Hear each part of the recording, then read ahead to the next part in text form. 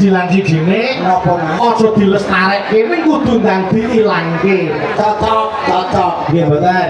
napa-napa niku wong jenenge manungsa yen isih urip mesti kedunungan salah lan dosa. Apes murka lali niku sandangane manungsa. Betul. Mula kabeh niku becike tinimbang ngoreksi kekurangane wong liya luwih becik kita introspeksi diri, mawas diri ndandani awake dhewe karep ben saya becik. Laras Mas, laras. Nggih Mas Gareng. Tidak saling menyalahkan tapi saling memaafkan. Inggih.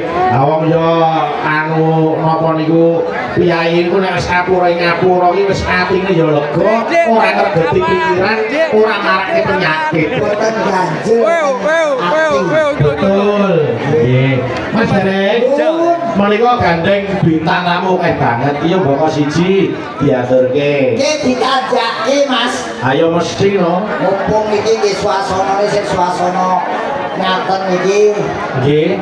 Nggih, iki malah kumpul kabeh. Alhamdulillah.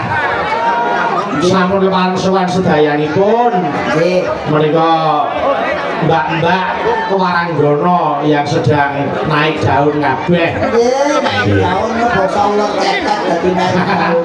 Ya ora kok ya Nggih, iki. bakune nembe dipun tepang kalian para penonton. Leres. Nggih, Menika anu Mas, gareng aku tak nyuwun tulung sik. sinten Mas? Menika saking panjenenganing Bapak Junedi ngatur para warga Kedung Salam minal aidin wal faizin. Banyak salah kami sekeluarga mohon maaf yang sebesar-besarnya. Nggih. Mereka ngersakaken lagon Podang Kuning dening Mbak Lintang Kairo. Wah. Iki bukan kamu sing adoh papane. Waduh papane kuwi. Adoh asale Kairo. Oh iya. Kairo. Wis lintang saka Kairo sisan.